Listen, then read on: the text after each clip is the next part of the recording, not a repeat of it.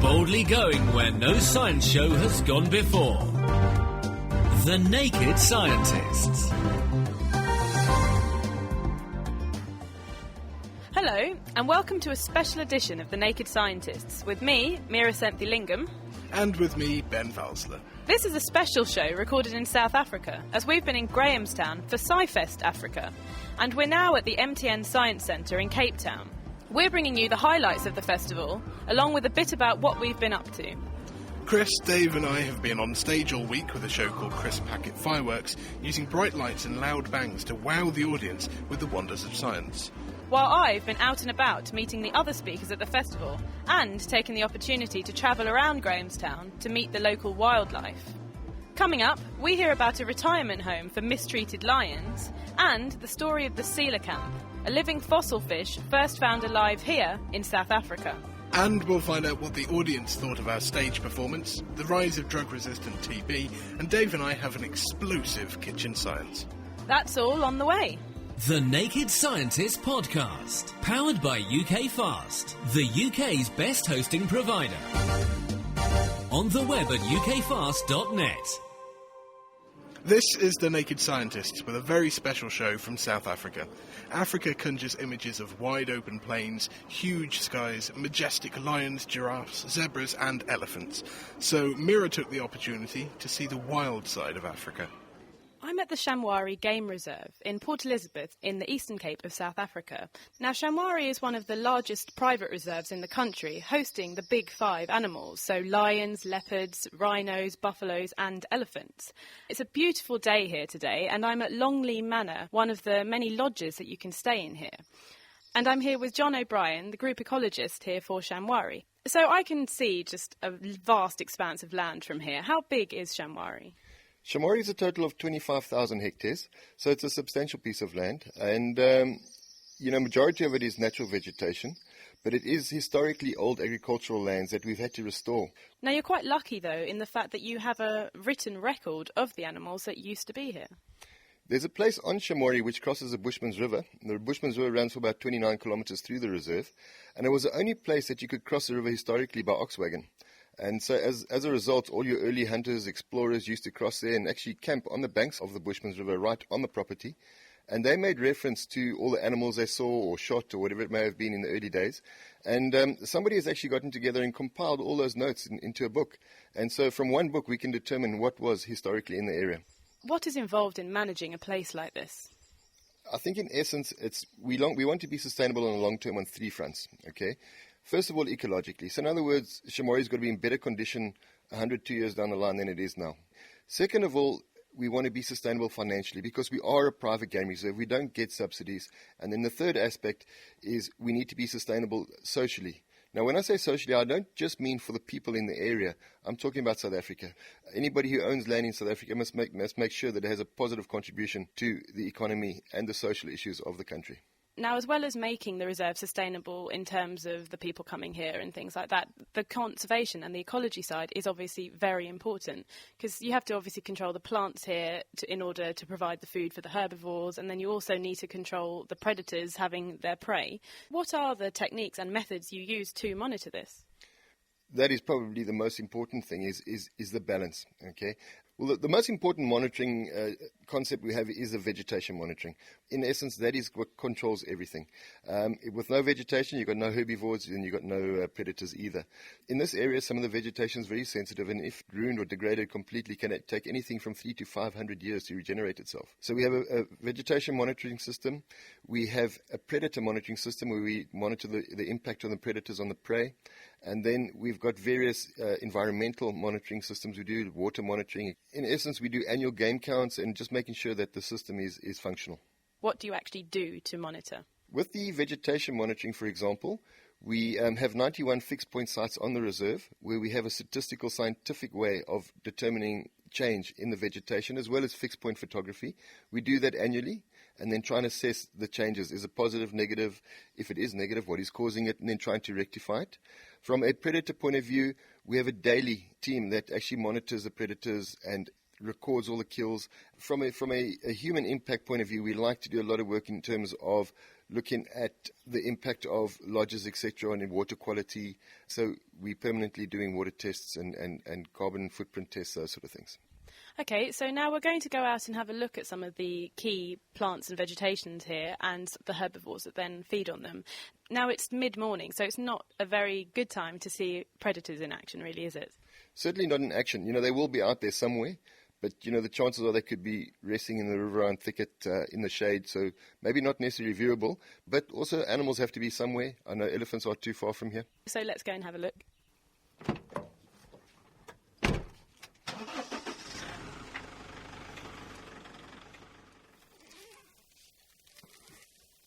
We're just by a group of elephants now. What are these elephants up to at the moment? There's a group of them, and I think they're mothers because there's lots of baby ones around. Yeah, this is a nice little herd. You always find that elephants are always led by the matriarch, the adult and wisest of the females. They're just slowly grazing as they go through this open area, but they're making their way to the river. It's approaching midday, it's getting warm, so they're going to go and bathe in the river soon. Now, when it comes to controlling the numbers of elephants, then, what are the types of things you need to think about here at Shamwari? I think elephants are probably the most difficult. You can look at contraception. They're even doing vasectomies in males these days. I think one of the biggest problems is that they have the potential to be the most destructive animals next to man. We monitor very carefully the impact they're having on the environment on Shamwari. We don't have an issue. It's everything's going according to plan and we're happy. The one little thing, though, is that they love a specific tree, the cabbage tree. It's a nice soft tree. It's a tree that they specifically seek out because they love it so much. But you often find that the cabbage tree will be in the middle of a big bush clump, and they'll destroy the whole bush clump just to get that one cabbage tree. But in essence, their impact is fairly minimal rather. All right, well, we're off to another part of the reserve now. Yeah, let's just go and see what's around.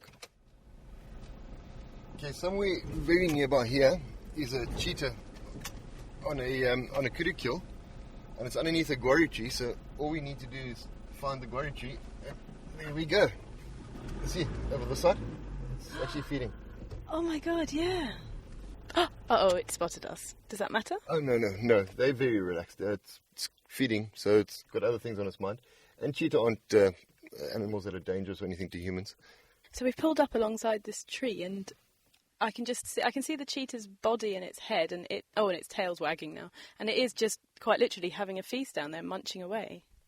Oh, well, basically it's right at a watering hole, so it was probably hanging around here. The kudu came down to drink and it killed the kudu, and the first thing they'll do is they'll drag it under a tree somewhere, and that's for a couple of reasons. One, it's hot, but the other thing is they hide it from other scavengers or even other predators like lion. They'll probably feed on that for the whole day. So do they mainly feed on kudus or many other things too? Young kudu are quite a high percentage of their diet, but no, they feed on a variety of antelope, and all the way from duiker all the way through to adult kudu.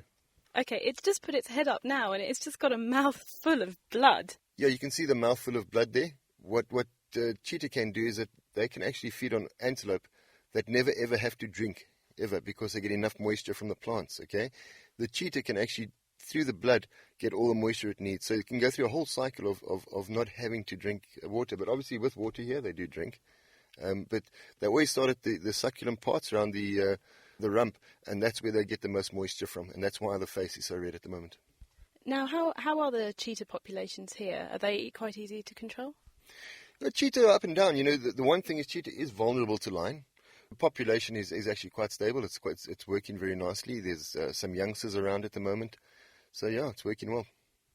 Okay, well, I think let's leave it to finish off its lunch, I guess. He's having a nice quiet feed, so we'll leave him to it.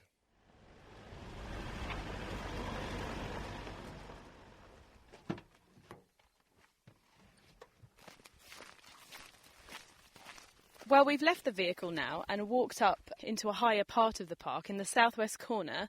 One thing I've noticed, John, is that the land around here is quite dry at the moment. We've been having quite a difficult time of it of late with rain. We've been having rain, but no follow-ups and in between.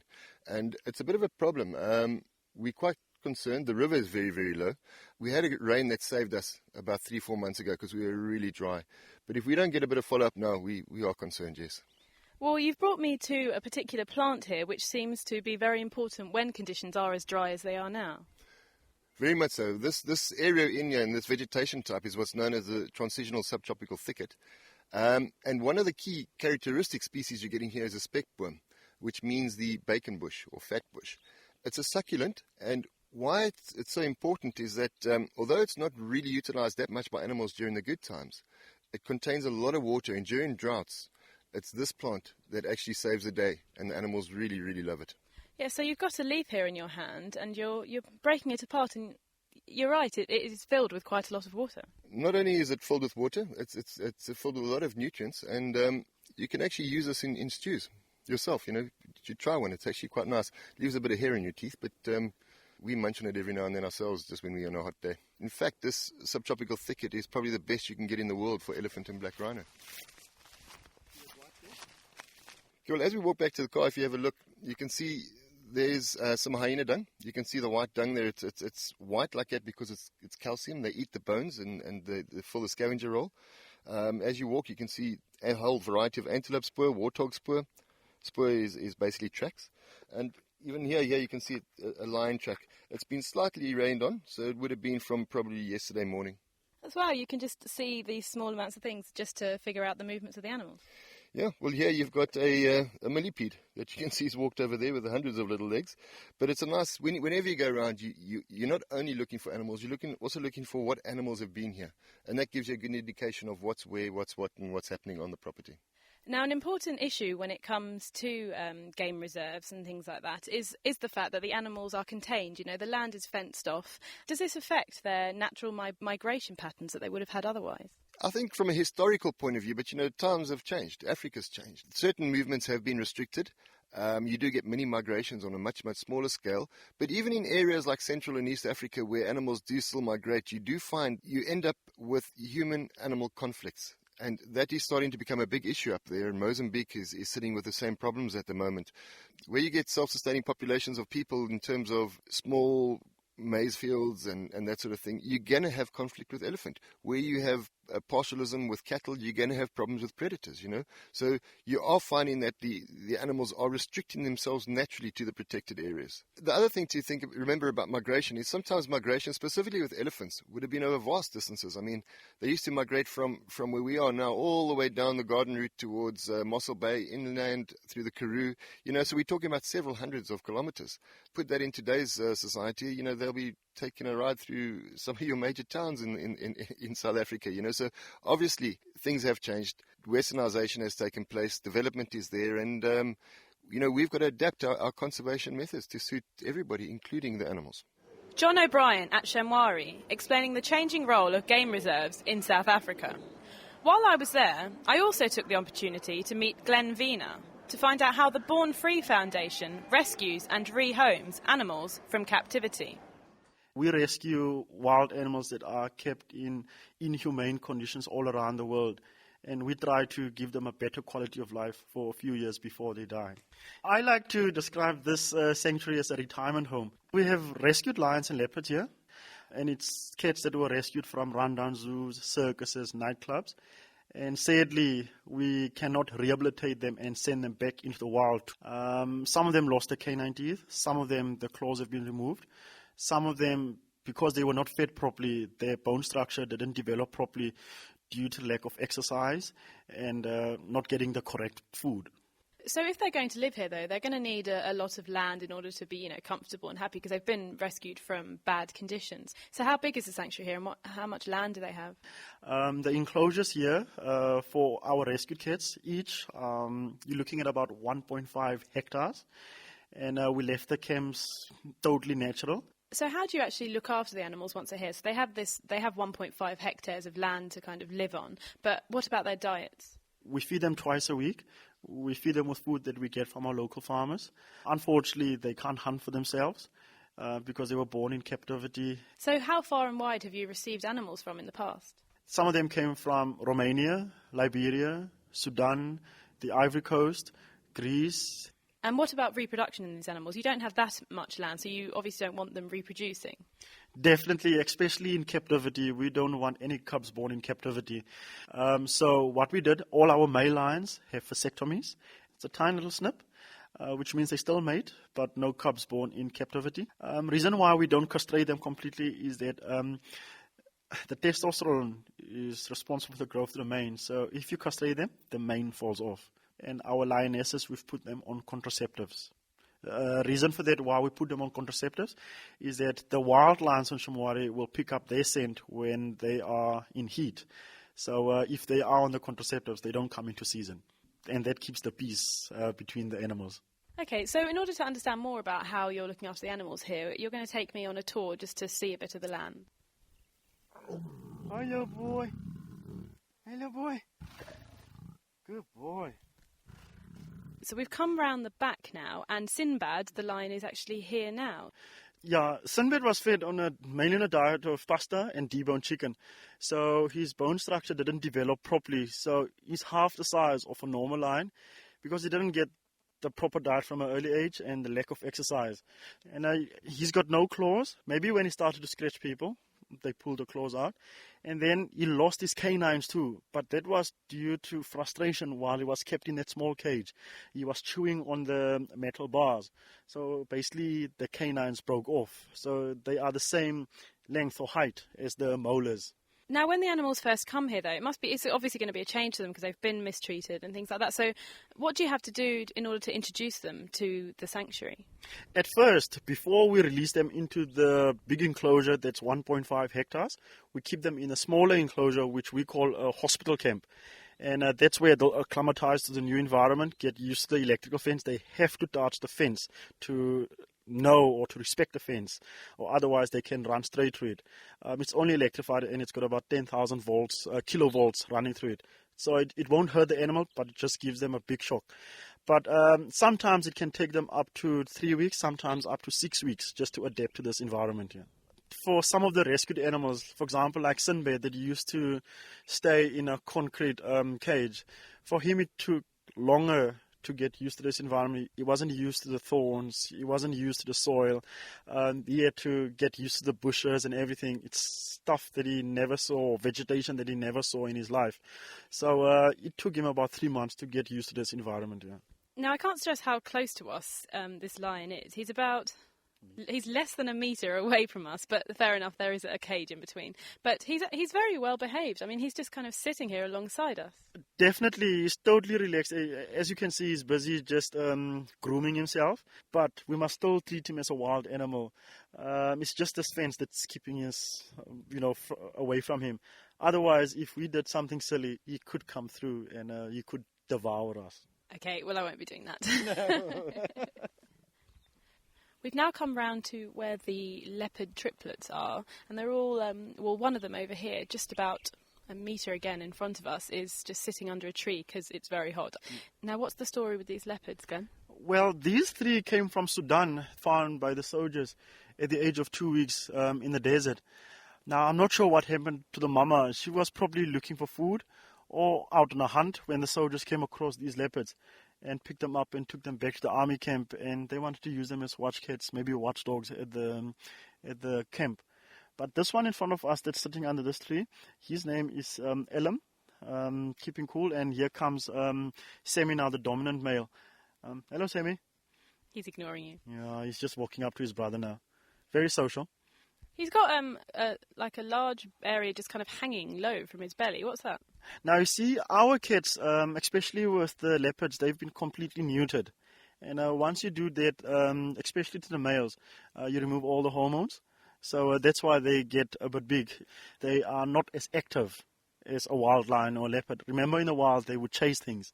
Here, it's a much easier life. And did they find it hard to adjust to being here? Well, I mean, they came here when they were about 5-8 months old. And because they had each other's company, probably it was much easier for them than the other rescued cats that came here.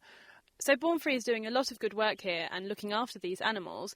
Are there any future developments for Born Free? At this stage, we're busy developing another centre. It's about 70 kilometers away from us.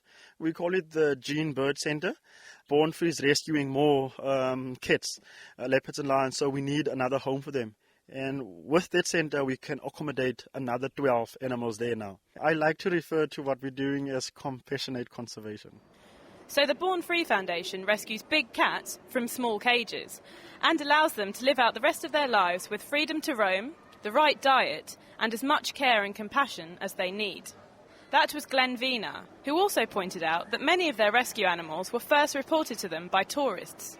So should you see an animal in need, be sure to get in touch with the Born Free Foundation. Lifting the lab coat on the world's best science, The Naked Scientists. For more information, look us up online at nakedscientists.com. This is a very special Naked Scientist show recorded here at the MTN Science Centre in Cape Town, where we're performing crisp packet fireworks to a sold-out house tonight. We developed the show for SciFest Africa, but there were some nerves before the first night. Mira caught up with Chris and I backstage. Okay, so it's 1 o'clock on the day of the first Naked Scientist show, and I'm here backstage. I'm here backstage with Ben and Chris. Have we only got half an hour? We have 30 minutes to get everything ready before we go on stage. And how is everything? Well, we've practiced pretty much everything. We know what we're doing. We need to write down the order, but we do roughly know what we're doing. Everything's on the stage, laptops are all set up. I think we should be okay. And now we've just got to hope some people turn up. Well, I've met a lot of school kids this morning that are all expecting great things. What's your reaction to that? Oops. No, actually, I went to the talk before to see what the audience were going to be like, and it was absolutely packed house. This auditorium is massive. There's 900 seats out there, and there's school kids in all of them. And they seem to be an enthusiastic audience, but at the same time, we've not done this show before. We've not done it as a three-parter with me, Dave, and Ben. So this is going to be really interesting to see if we can A, remember what we're going to say, B, remember what we're going to do, and then what I get to. D, probably, that they actually work, these experiments. So fingers crossed. We nearly blew someone away in the foyer earlier when we were doing a few test runs with our hydrogen. And this guy appeared wide-eyed. I thought we were about to give him a heart attack. And he said, that was very loud, especially the second detonation. Actually, I see here you've got your ear defenders on, Chris. Yeah, that's so I can't hear myself. Well, Ben, you've got a nice running order on a clipboard there that should help things run a bit smoothly. It will once I've fully populated it. There's all sorts of different things that we're doing. We're doing lots of experiments with different themes. So it's a case of making sure that we know what the theme is at every time and we nicely go from one to the other, because we want people to take a lot away from this. It's not just about bright lights and big loud bangs, but there's quite a lot of stuff you can learn from it all, which is, of course, what we try and do all the time with things like kitchen science. But I better go and set a few things up on stage and colour myself in, because the very first thing I'm doing is standing in UV light with lots of highlighter pen all over my arms. And you shouldn't really be able to see the highlighter pen in normal light, but then as soon as we switch the UV on, I'll be glowing. So that should be quite a good start. That'll be a nice surprise. OK, good luck. Cheers.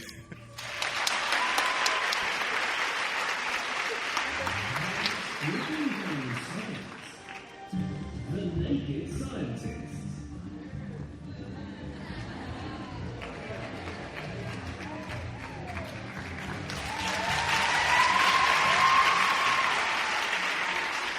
Hello, everybody, and thank you ever so much for inviting us to the South African Science Festival. We've had a wonderful... The Crisp Packet Fireworks Show features glowing chemicals, liquid nitrogen, a tornado of fire, and exploding hydrogen balloons. With over 20 experiments packed into a 1-hour show, it's fast-paced and keeps the audience on their toes. The grand finale features Chris pouring liquid nitrogen into a large bucket of hot, soapy water. This nitrogen boils and expands to around 600 times its liquid volume, creating an enormous amount of bubbles almost instantly. And this plume of bubbles nearly hits the ceiling and most definitely covers Chris. For the audience, this is a great way to finish. Okay, this is the end. We've only got one go at doing this, so let's hope we get it right. Thank you very much for listening. We've thoroughly enjoyed being here in Grahamstown. Goodbye!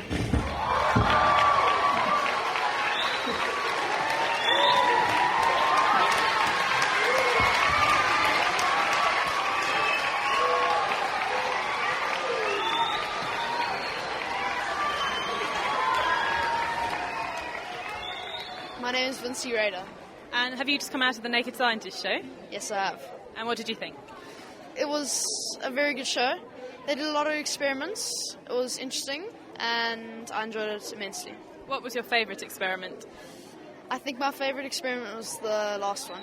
They had bubble bath, and then they put liquid nitrogen in the bubble bath, and it all foamed up. And, Made a big mess? yeah. So, Jeremy, did you just come out of the Naked Scientist show? Yes, it was very good. What was your favourite experiment that they did? The one where they fried the pickle. Well, electrocuted the gherkin. It was like a homemade electric chair. What happened to the gherkin? It flamed up and went to orange colour. Has this made you want to go home and try out some experiments for yourself that are safe, of course? Yeah, it has. Hello, what's your name? Onela Chandra.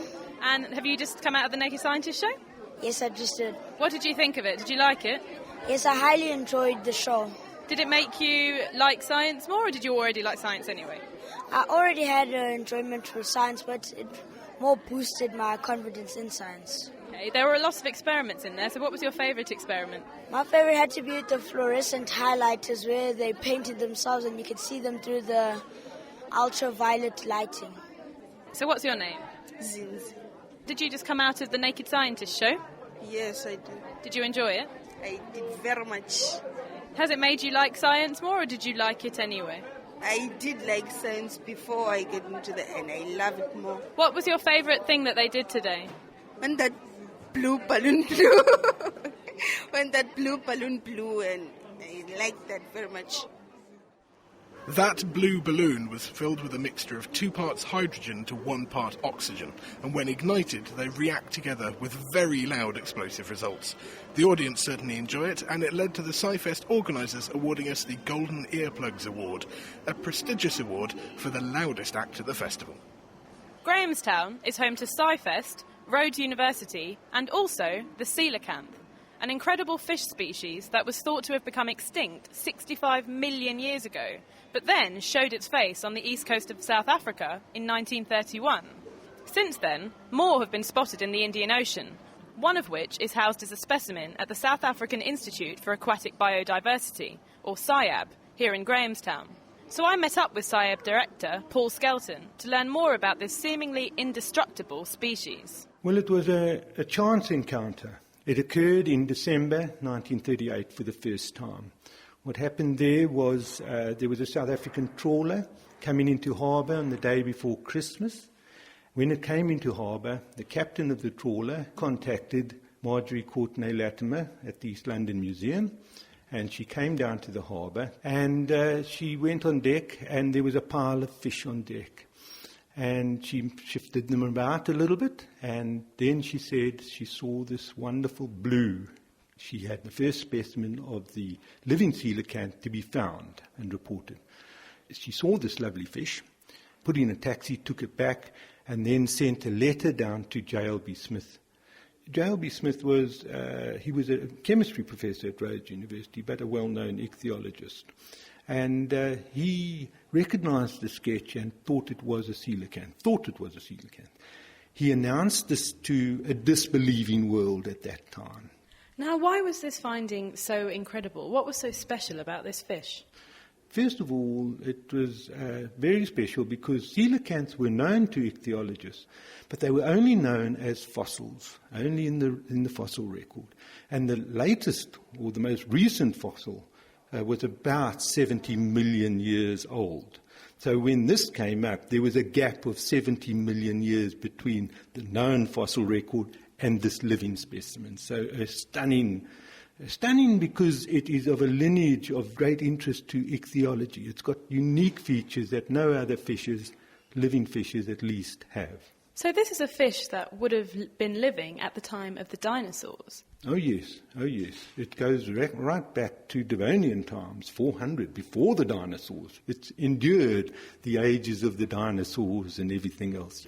The lineage has survived. Not necessarily the species, but the lineage. What marks it as a unique species, this coelacanth?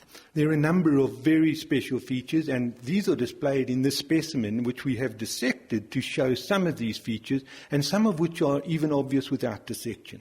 So the fins, for example, if you look at the structure of several of the fins, they are unique in having like a limb.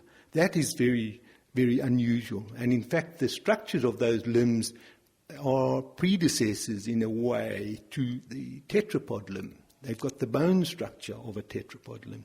So is this why it then has the nickname as forelegs? Oh yes, without doubt. That gave it its famous nickname of forelegs because it looks like they've got legs, not fins as other fishes, yes.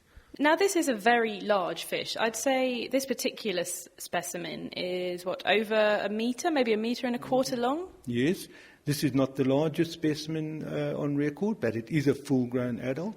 Yes, they get pretty big, up to around about 2 meters in length. That's the height of a man.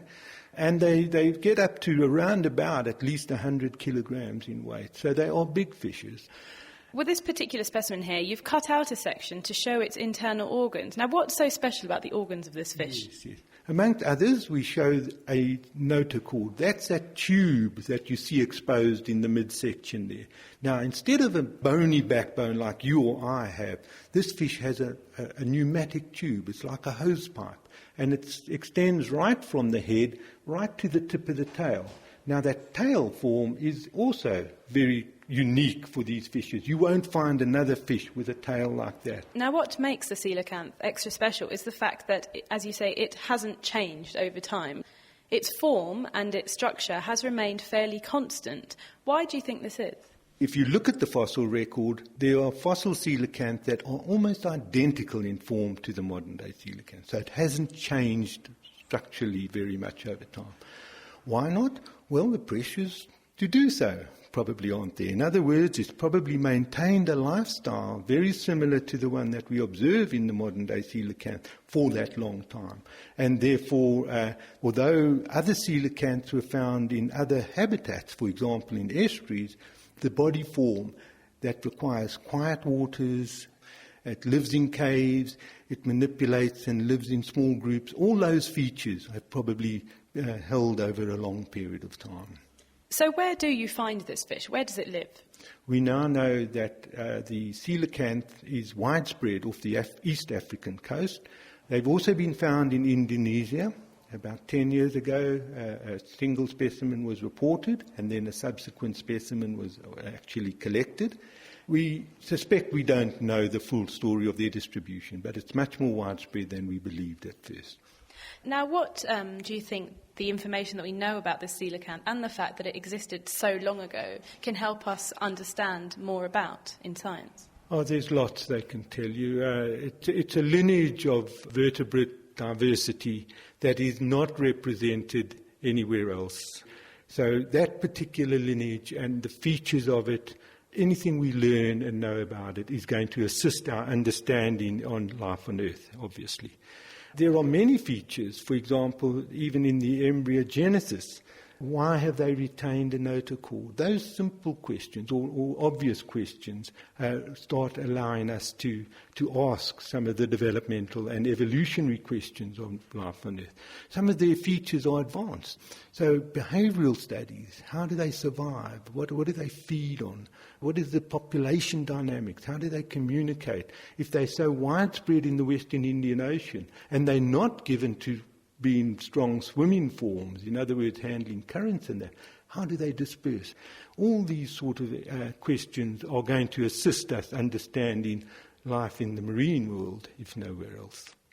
That was Paul Skelton from the South African Institute for Aquatic Biodiversity, telling me the story of the coelacanth and how this unique species has survived in our oceans for millions of years without any major structural changes. Now, whilst the coelacanth was thought to be extinct and then found living happily in our ocean, the black rhino is still around today, but in very small numbers, and on the verge of becoming extinct. They've become a conservation priority after years of poaching and habitat loss, and are now very closely monitored. Jed Bird, a guide and researcher at Addo Elephant National Park, is monitoring not only the numbers of rhino left, but also studying their hormones, as he explained to Chris. On a sort of voluntary basis, monitoring the black rhino population for the park. I've been doing so for the last 4.5 years now. And recently, at the end of last year, we started a research project on the rhino to try and find out a little bit more about them from a hormone point of view. We're situated in the Eastern Cape, 70 kilometres inland from Port Elizabeth, a very, very diverse area. Addo is probably one of the leaders in black rhino conservation. We sit now with over 70% of this particular subspecies of black rhino within the park. Tell us about the differences between black and white rhinos. Yeah, there's obviously nothing to do with colour. The one is no more black than the other one is white. when the Dutch settlers landed in the Cape here, they named the white rhino the Veit renoster. Veit meaning wide. The white rhino is a grazer, so it's got that square lip for grazing. And then we interpreted that Veit as white, and so just called it the white rhino. And then later discovered that the second species, which then was called the black rhino. Because you had a white one, you called it black. Yeah, exactly, yeah, had to balance. The black rhino, however, is a lot smaller, about half the size of a white rhino. It's got a pointy lip as opposed to that square lip, suitable for browsing. They feed mainly on leaves and twigs and things like that. What about numbers? That's the drastic part. White rhino numbers dropped to about 120 individuals in Natal, but through great conservation efforts in Natal, their numbers have been brought back. There's about 15,000 now to date, whereas black rhino numbers dropped to about 2,000 animals, and we're sitting now at about 4,700. So why are they threatened? Poaching, basically. Poaching and habitat destruction. And to give you an idea of how the numbers dropped, if you look at the period between 1970 and 1992, Africa lost 96% of all its rhino to poaching. It's seen as an aphrodisiac, the rhino horn, but the main problem and the main demand for it is in the Yemen tradition. When boys go from sort of boyhood to manhood, sort of a status symbol would be to have a dagger with the handles made of rhino horn. I forget the exact dates, but it was a period of about 10 to 12 years. 22.5 tons of rhino horn entered Yemen, which amounts to about 7,000 rhino that died as a result of that. And that only met 17% of the demand for rhino horn for these purposes. So what are you trying to do to stop this? I don't just mean stop the poaching, but stop the decline in this so we don't lose another species. The key now is to create habitat for them, and the research we're doing is trying to understand a bit more about their breeding biology and try and understand what are the most ideal situation and circumstances for this animal to breed in and try and boost their breeding numbers. What we're doing at the moment is busy validating the use of field kits, progesterone, androgen and corticosteroid field kits to study or to monitor those hormones. And how we do it is we extract it from the dung. So it's non-invasive. We actually don't even need to see the animal. What we do is we use camera traps. And luckily, rhino being like they are, they use particular spots to defecate. They use these scrapings that they often return to. So we'll put a camera up at these scrapings. The animal will return, do its business. We can then identify the animal, collect the dung, and then run it. If it's a bull, we'll test its testosterone levels and its corticosteroid levels. If it's a female, we'll test the progesterone. We can tell if it's pregnant.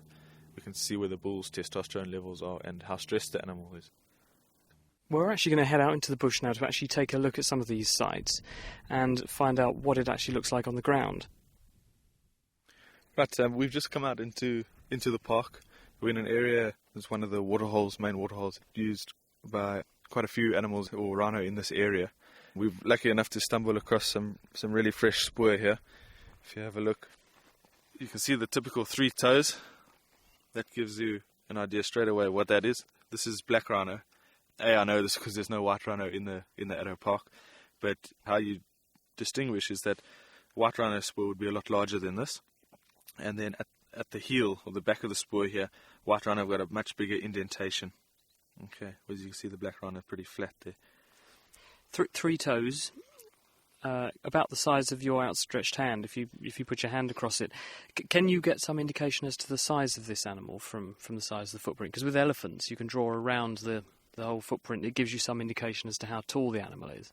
Yeah, there's a sort of rule of thumb. If you put your hand across the spoor like this, an adult animal will be slightly wider than your hand, so you're looking at about 20 to 22 centimeters. This is a sub-adult animal. As you can see, my hand fits quite easily over the spoor. Okay, I do know there is a young male moving around in this area. He's 5.5 years old, so this, I'm hazarding a guess, this is more than likely this individual. So would this be a good site to do the kind of monitoring exercises you're doing here in the park, setting up cameras to watch what the animals do?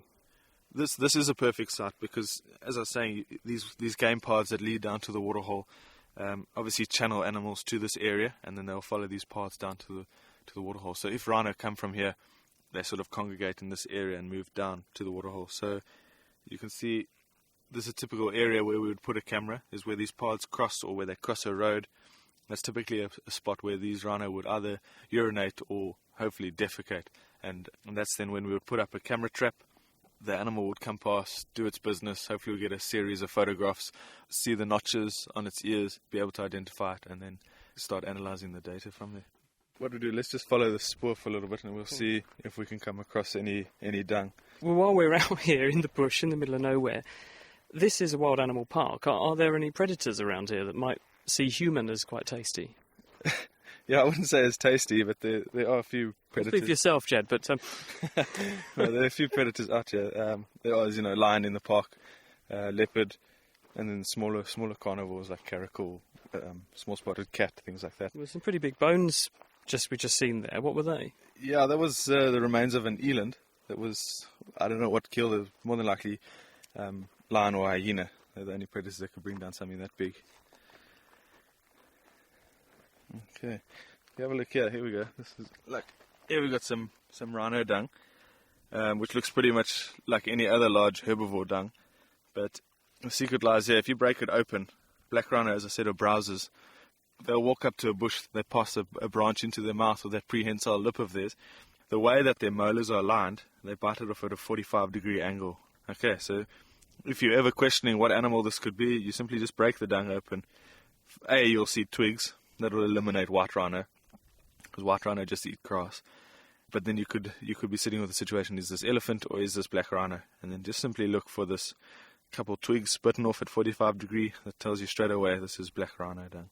It's pretty cunning that you can non-invasively go to the dung and measure these hormone levels. But what are they telling you? Why is that important?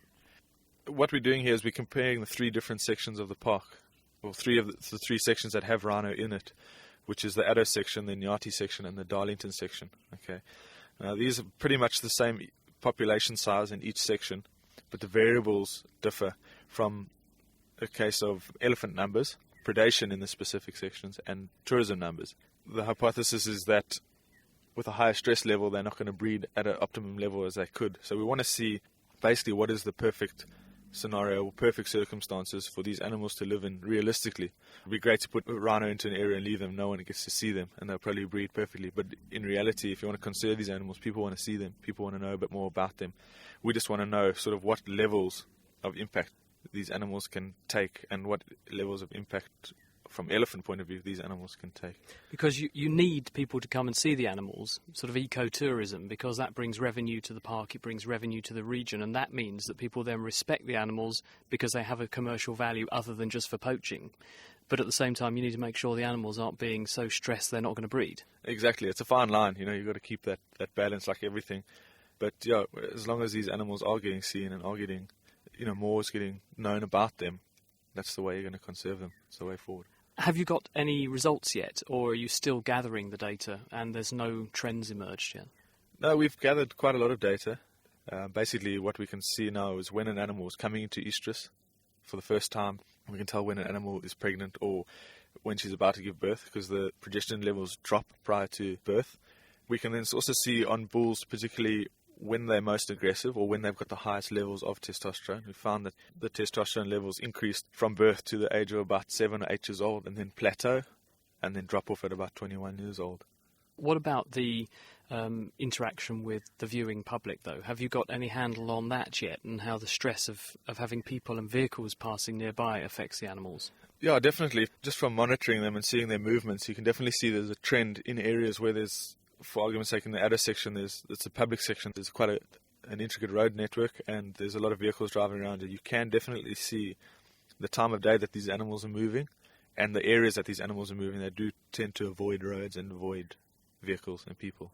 Is it something they could get used to? Most definitely. That's what I was getting at with this realistic side of things, is that you can't expect to put animals into an area that they never get seen, because realistically you have to monitor them anyway. And if they don't see people or vehicles for 6 months, a year, and then all of a sudden they do, their stress levels are going to rocket. Whereas if they get accustomed to it to a certain degree, a balanced degree, they won't get as stressed when they do hear a vehicle or when they do smell people. That was Jed Bird from Addo Elephant National Park explaining to Chris why it's so important to allow access to rhinos, despite the temptation to lock them away for the good of the species. Laying the facts bare. The Naked Scientists. For more information, look us up online at nakedscientists.com. You're listening to a special edition of The Naked Scientists, bringing you the highlights from our trip to South Africa. In the UK, tuberculosis has been virtually wiped out. Childhood vaccination has seen an end to this once common disease, with reported cases few and far between. Sadly, this is not the case in Africa, where TB is still widespread. Valerie Caulfield from the University of Stellenbosch visited the festival armed with Mr. Coffet, a simple but effective way to demonstrate how TB can be easily spread by coughing. It's a rather mean, sneaky disease. It's a bug. It's a bacterium. TB likes to get inside the body. Body's a nice, warm, comfortable sort of place. Likes to hang out there. Doesn't really want to do any damage, but the trouble is, while it's hanging out there, it does cause some damage. And what damage does it do to your body? Well, because it needs to live. And if it's a nice, warm, comfortable place, it tends to divide and make more of itself. And in doing that, it needs some food and it needs space. So it's gradually pushing itself around in the lungs, pushing lung tissue out of the way, actually making holes in the lungs. And what bacteria is it that causes this? We're talking about a bacterium called Mycobacterium tuberculosis, MTB for short. What are the symptoms then once it kicks in? Coughing's the main thing. That's what people notice. If one's coughed for more than 2 weeks, one should actually go to a clinic and get tested for it. Of course, if it gets as far as coughing and spitting up blood, that's very bad news. At the same time, the patient will feel tired. They might have some chest pain. Night sweats, maybe loss of appetite, fever. Any of those symptoms, and those symptoms in combination, the coughing's the real one that will tell them there's something wrong. It's their lungs. And how do people catch it? They catch it mostly because other people who are infected cough. And when we cough, we spray out a tremendous amount of little droplets. We can't even see them. The reason I have this big face here, Mr. Coffet, he's a model. And when he coughs, he sprays this fine droplets of water out into the air. And if he was a person with TB and he had TB in his lungs, when he sprayed this liquid out into the air in a big cough, he'd also be spraying out lots of the MTB, the germ, and then other people may breathe that in, get into their lungs, settle down in their lungs, and start growing. So can you show me Mr. Coffet in action then? Yeah, there he goes. Nice sound effects there. So essentially Mr. Coffet is actually a face mask with a water spray bottle attached under him. And this mist is going quite far actually. It's going about a metre away? Yes, and I believe that really one's coughing goes further than that because our lungs are more powerful than this spray bottle. So a really powerful cough, one could be sending it 2 metres or more through the air. So people for a long way around could be infected as they're innocently going about their business. And how serious a disease is it? So how bad an effect can it have on your body? And also, is there a treatment for it? It depends on the person and how susceptible they are. 1/3 of the people in the world have got MTB in their body. But usually it's been encapsulated. It's like in a little prison in their body, and it's sleeping. It's dormant, latent. It's not doing any harm.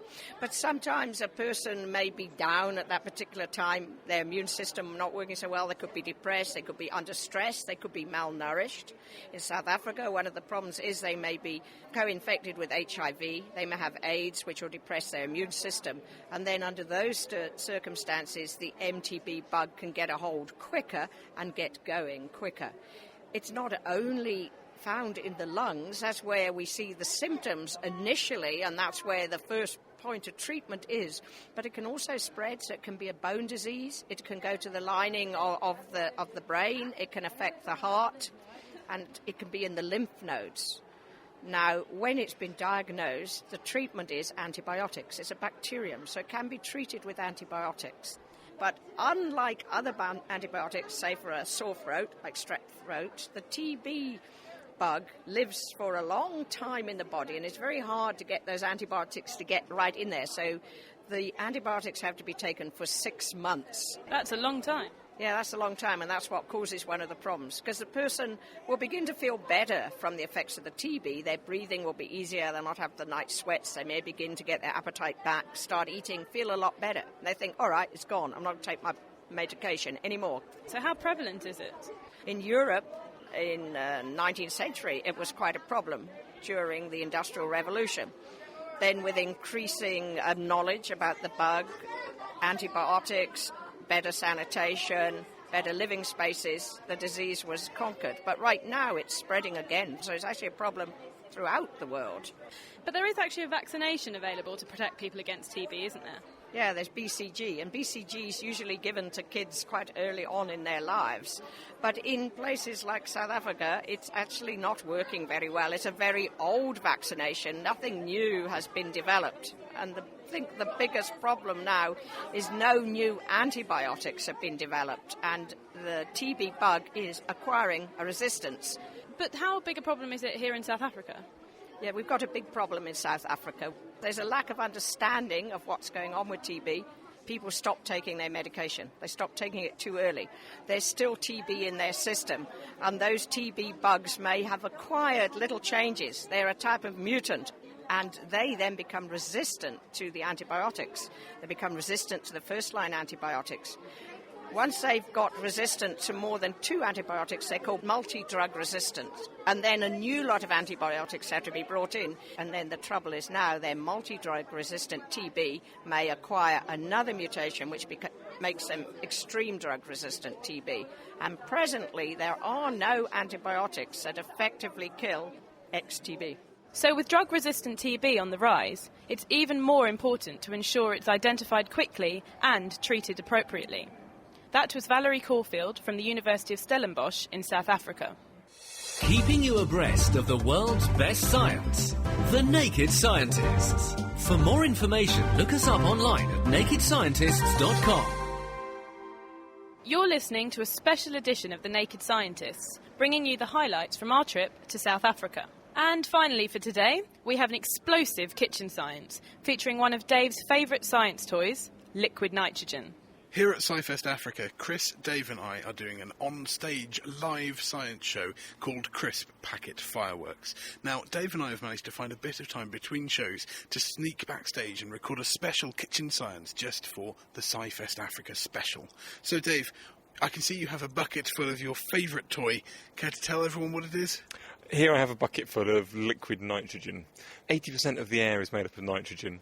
This is what you get if you cool that air down to minus 196 degrees centigrade. In the same way that if you cool steam below 100 degrees Celsius, it condenses to form water. If you cool nitrogen below minus 196 degrees Celsius, it will condense to form liquid nitrogen. I can see that it looks like it's steaming away, but surely that sort of white steaminess coming off the top can't be nitrogen, because, as you said, it's 80% of the air, and the air, to me, looks clear. No, it's not. The nitrogen which is boiling off the liquid nitrogen is going to be very cold, and then that's mixing slowly with the air, which is here, maybe about 25 degrees centigrade, very humid. And this air then gets cooled down by the cold nitrogen, cold enough to condense water from the humid air, and so you form little droplets of water, which you can see. Now, I'm going to try cooling some air a little bit more than the air is being cooled to form these clouds by taking this balloon, which is full of air, or air with slightly more carbon dioxide because I blew it up earlier, with the liquid nitrogen, and we're going to see what happens. OK, so all we're doing is putting a long, thin balloon, not quite a modelling balloon, but you know the type, putting that into the liquid nitrogen, and we shall see what will happen. Right, well, it's hissing away. I'm guessing that's because the rubber's quite hot and it's making the nitrogen boil? That's right. The rubber is far above the boiling point of liquid nitrogen, so when it touches it, it's a bit like putting a red-hot poker into water. It's going to cause the nitrogen to boil, and so you hear the hissing noise. And also, the balloon is shrinking. It's getting a lot smaller. Yes, gases only take up space because their molecules are flying around and bashing into things. When they bash into things, they push out. So the less energy the gas molecules have got, the slower they're going, the less hard they bounce into things, and the less often they bounce into things, so they push less hard, so the balloon can shrink down much smaller. So the less energy some gas molecules have, the less volume they take up? Yeah, that's right, so the balloon gets smaller. So if we pull the balloon back out now, as it comes out, it very rapidly expands again. That's right, but actually if you look very closely at the bottom, you can see a little bit of liquid. Yes, it looks like some water has got into the balloon. There's just a little bit, about a teaspoon of liquid, rolling about in the bottom. Although, now that the balloon's fully expanded, it seems to have gone away again. Yes, because we cooled the air down so much, the air actually condensed, formed a liquid at the bottom.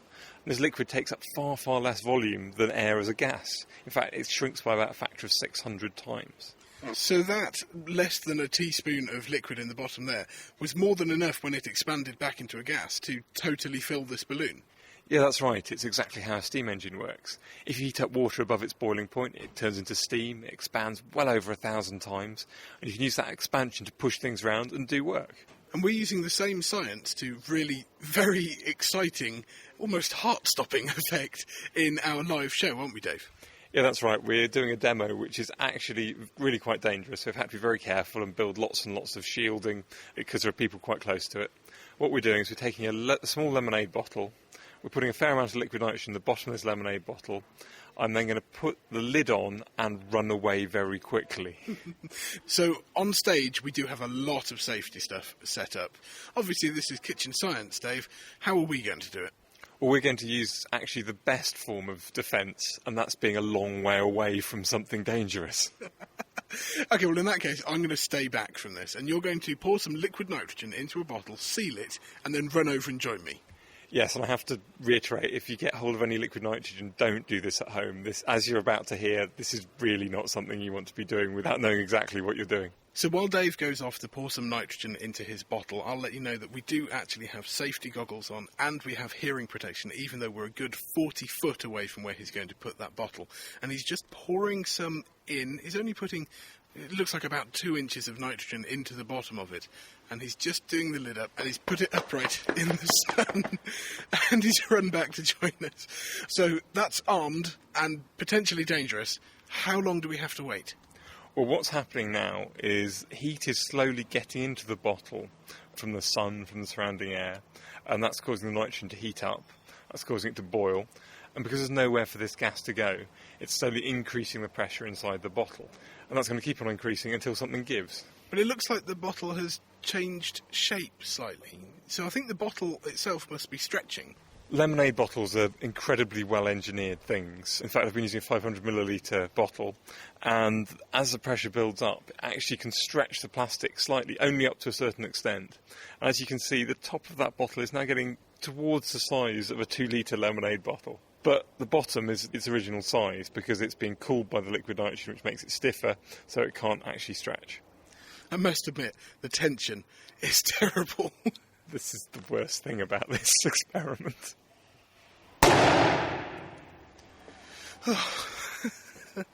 That was very loud. It certainly made me jump. That really went off like a bomb. Yes, it pretty much did. There was no actual chemical explosion. All that happened was the pressure built up and up and up until eventually the bottle gave way. And because these lemonade bottles are so well engineered, they can stand pressures of 10, 12, 15 atmospheres. So eventually when it failed, there was a huge amount of gas under pressure, all in a small space, which wanted to become 10, 20, 30 times bigger. And it expanded very rapidly, shook the air, and that's what you hear as that huge explosion. Well, we're doing a very controlled version on stage, and the Chris Packett fireworks show so far has been going down extremely well. We're really, really pleased to have brought it here to SciFest Africa. We've also found loads of really cool kitchen science ideas, so look forward to more kitchen sciences from SciFest Africa in the coming weeks. Dave and Ben there, thoroughly enjoying the opportunity to explode a drinks bottle using only the pressure created by boiling liquid nitrogen. You can find video footage and a full explanation on the web at thenakedscientist.com.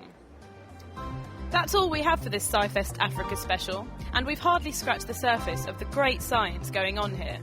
Now, we're taking a break for Easter next week, but after that, we'll be back in the UK stripping down more science to its bare essentials. If you have any questions for us in the meantime, though, get them in to chris@thenakedscientist.com, and we'll be back very soon. The Naked Scientist podcast is supported by the Wellcome Trust, the EPSRC and UK Fast. For more information, look us up online at nakedscientist.com.